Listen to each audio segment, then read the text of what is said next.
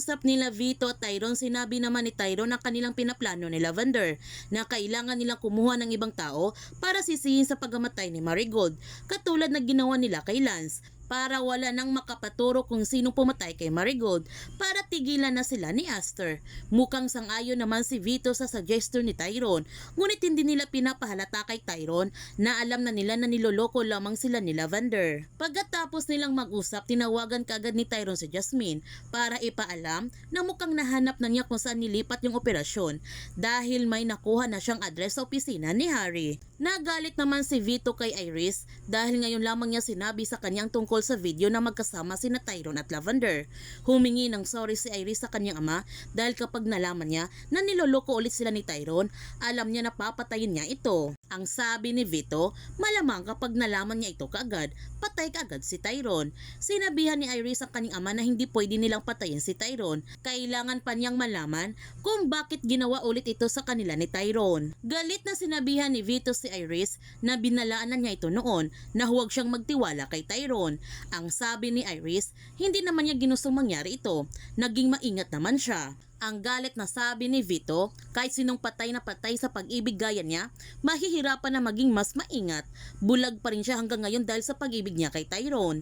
At kailangan nilang kumilos, pinaglalaruan na sila ngayon ni Aster, Lavender, Tyrone at pati na rin si Sandro. Ang sabi ni Iris, nahayaan mo na siya na gawin niya ito sa sarili niyang paraan.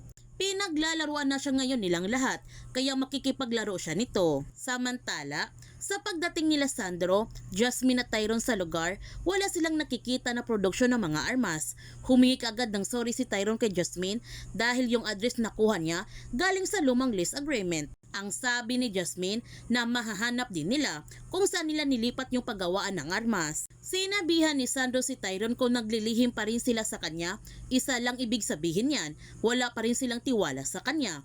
Nilalagay lang niya sa kapahamakan ang buhay ni Jasmine. Ang sabi ni Tyrone, wala naman siyang pinapangako na walang peligro ang mangyayari at alam nilang lahat na mapanganib ito. Nagtanong si Sandro kay Tyrone, alam naman niya na mapanganib, bakit sinama pa niya si Jasmine?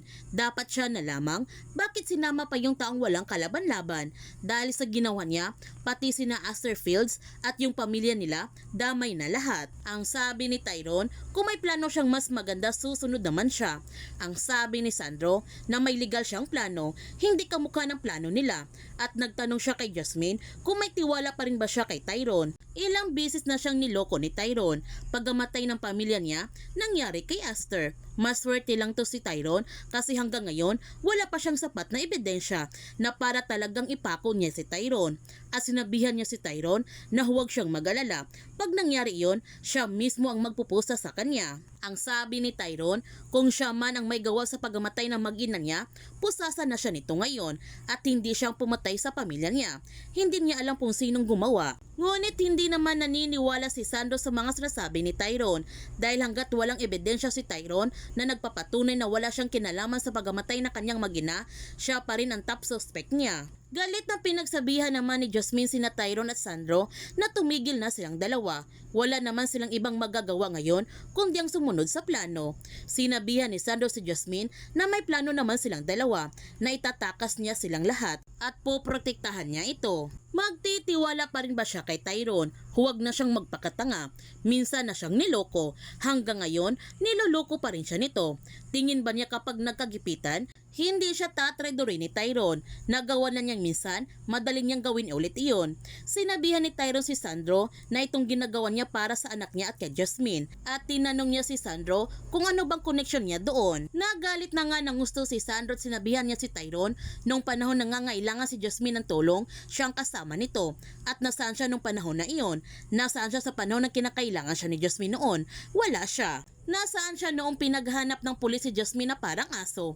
Dahil sa mga pinaggagawa niya, wala siya nito. Nung muntik nang mamatay si Jasmine, nasaan siya?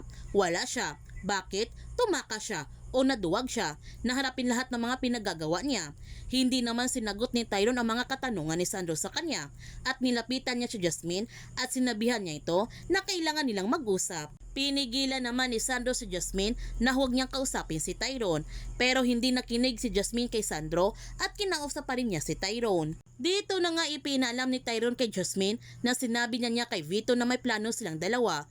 Nagtanong si Jasmine kung anong plano. Ang sagot ni Tyrone, para ilihis si Aster, kaya kailangan nilang mag-usap. Sakali tanungin siya ni Vito, kailangan nilang palabasin na kumikilo silang dalawa. Sinabihan ni Sandro si Jasmine na umalis na sila ngayon, siyang dahilan kung bakit nasira ang buhay niya. Ang sabi ni Tyrone na importante itong kanilang pinag-usapan ni Jasmine at nagtanong siya kay Sandro kung bakit ayaw siyang pagbigyan ng bumawi kay Jasmine. Ang sagot ni Sandro, kung gusto talaga niyang bumawi, iwan niya si Jasmine.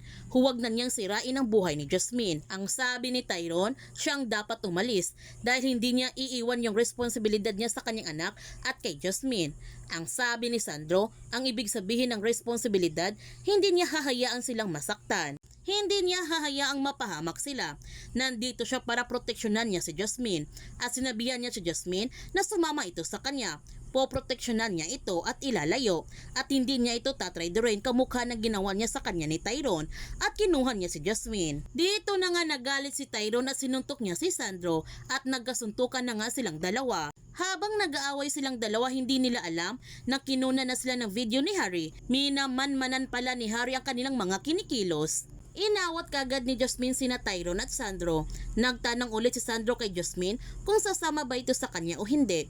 Ngunit hindi nakasagot si Jasmine sa tanong ni Sandro. Ang ibig sabihin nito, hindi siya sasama kay Sandro dahil sang-ayon pa rin siya sa mga plano ni Tyrone at may tiwala siya nito.